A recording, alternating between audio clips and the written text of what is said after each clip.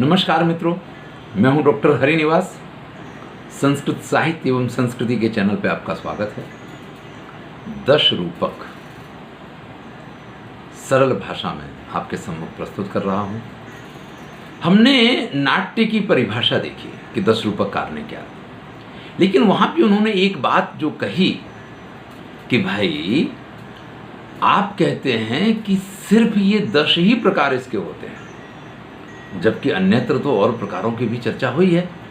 और फिर एक बड़ा ही महत्वपूर्ण मुद्दा उन्होंने उठाया कि नाटक प्रकरण भाण, ये जो भाण का आपने समावेश किया है, तो डोम्बी श्री गदितम भाणो भाणी प्रस्थान राशकाः काव्यम च सप्त नृत्यस्य भेदास्युस्तेपि भाणवत।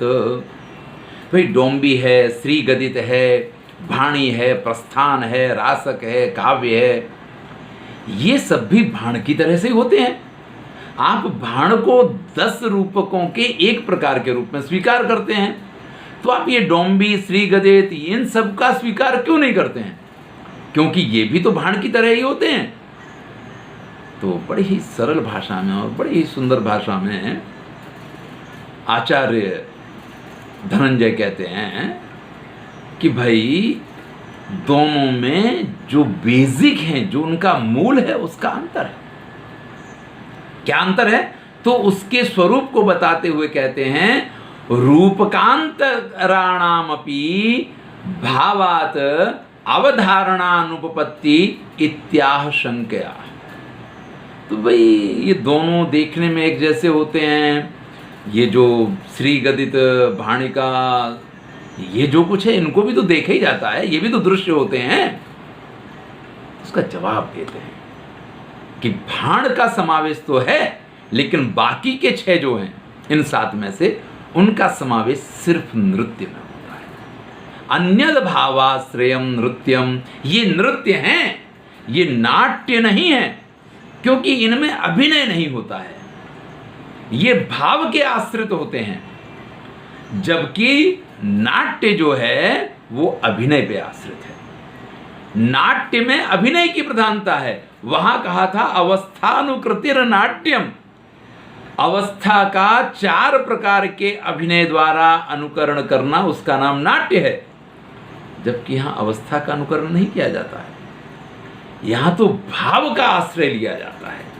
तो अन्यद भावाश्रयम नृत्यम, ये जो प्रकार है ना, श्री गदित भाणिका, ये सारे 6 के 6 प्रकार ये नृत्य के प्रकार हैं, इसलिए इनका समावेश नाट्य में नहीं हो सकता है। वृत्ति भाग में जरा विस्तार से समझाते हैं, कहते हैं रसाश्रयात नाट्य भावाश्रयम नृत्यम अन्यद एव। जो नाट्य हैं ये रस पे आश्रित होते हैं, जबकि ये जो नृत्य है ये भाव पे आश्रित होता है। अब याद कीजिए, मैंने इसलिए कहा था कि परिवर्तन समय के साथ आता है। नाट्य शास्त्रकार ने कहा था कि नाट्यम भावानुकीर्तनम, भाव के अनुकीर्तन को नाट्य कहा जाएगा। यहां तो भाव पे जो आश्रित हैं उनको नृत्य कहा जा रहा है, उनको नाट्य की परिभाषा में नहीं रखा जा रहा है। नाट्य तो वही है जिसमें रस का प्राधान्य हो और अभिनय द्वारा उस रस की प्रस्तुति की जाए। आगे कहते हैं तत्र भावाश्रयमिति विषय भेदान नृत्यम इति नृत्येर गात्रादि विक्षेपात अर्थत्वेन आंगिक बाहुल्यात् तत्कारिषु च नर्तक व्यपदेशात् लोकेपि च अत्र प्रेक्षणीयकम् इति व्यवहारान् नाटकादेर अन्यद नृत्यम। अब देखिए, बहुत सारी बातों को एक साथ प्रस्तुत कर दिया। नृत्य में भाव का आश्रय होता है, नाट्य में रस की प्रधानता होती है। तो सबसे पहली बात तो विषय का भेद हो गया, दोनों का विषय अलग अलग है। एक को नर्तक कहा जाता है और एक को नट कहा जाता है। यानी जो नाट्य करता है, जो अभिनय करता है, उसको नट कहा जाता है, और जो नृत्य करता है, भले दोनों में अंगाभिनय होता है, भाई नट भी आंगिक अभिनय एक प्रकार है, और नृत्य में भी आप आंगिक भावों का प्रयोग करते हैं। हाँ, अभिनय में जहां सात्विक की प्रधानता होती है, वहां यहां आंगिक की प्रधानता होती है।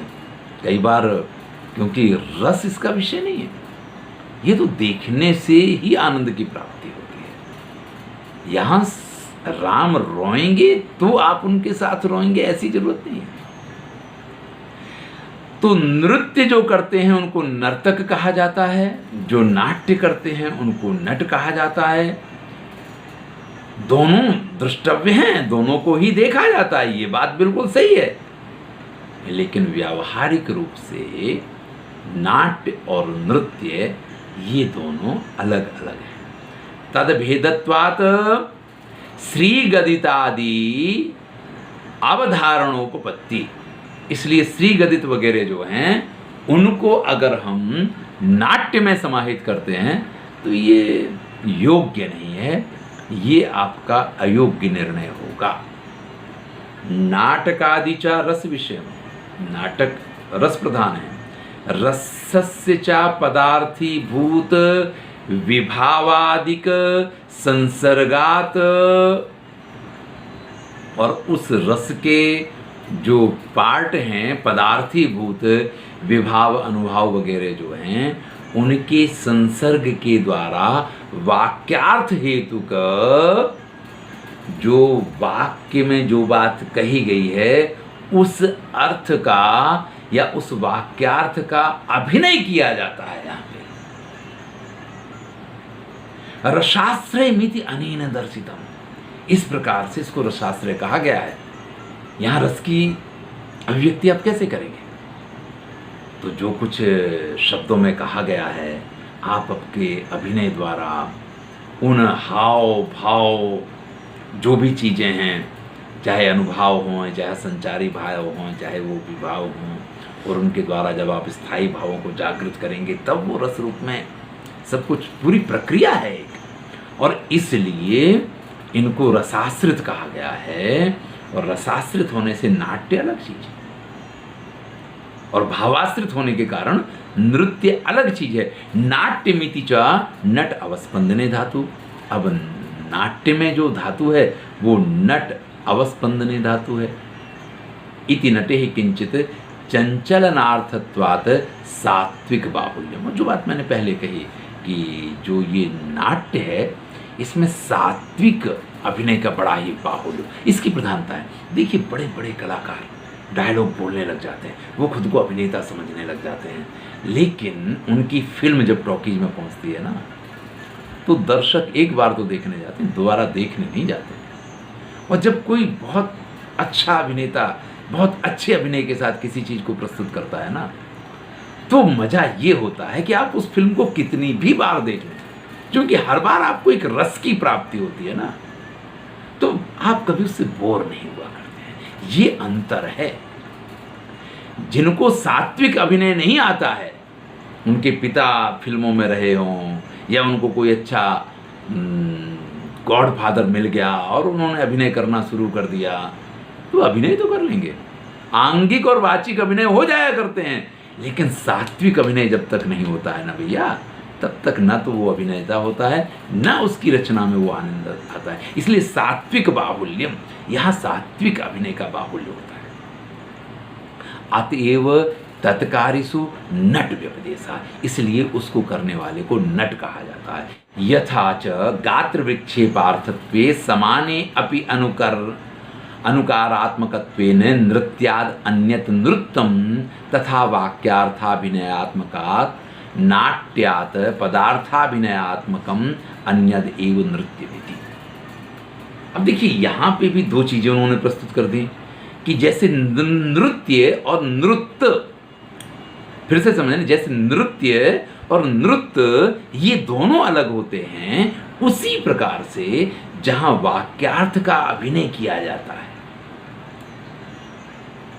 वो नाट्य, पदार्थ का अभिनय जिसमें किया जाता है उस नृत्य से अलग होता है। समझिए जरा इन दोनों का अंतर क्या है। नाट्य जो है वो रस पे आश्रित है, पहली बात कही। नृत्य जो है वो भाव पे आश्रित है, ये पहला पॉइंट हो गया दोनों का। नाट्य में अवस्था का अनुकरण किया जाता, अभिनय किया जाता है, जबकि नृत्य में भावों का अनुकरण किया जाता है, यहां अभिनय की प्रधानता नहीं होती है। वास्तविक स्वरूप के अंतर को अगर देखें तो नाट्य के अंदर सात्विक अभिनय की प्रधानता होती है, जबकि नृत्य में आंगिक अभिनय की प्रधानता होती है। तो ये जो बेसिक अंतर हैं वो ये हैं। फिर कहते हैं कि जो नाट्य करता है उसको नट कहा जाता है और जो नृत्य करता है उसको नर्तक कहा जाता है।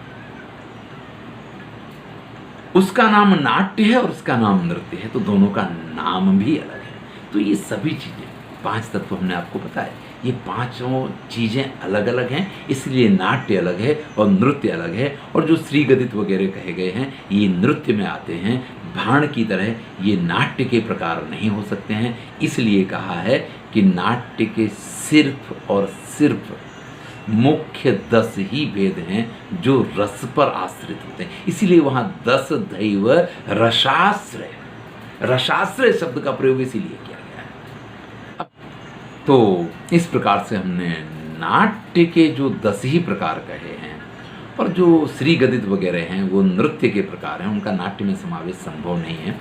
इसकी चर्चा की अगले वीडियो में हम नृत्य और नृत्य इन दोनों के अंतर को समझेंगे। मैं हूं डॉक्टर हरिनिवास और चैनल का नाम है संस्कृत साहित्य एवं संस्कृति। 10 रूपक की चर्चा चल रही है। अगर आपको अच्छा लग रहा है तो वीडियो को लाइक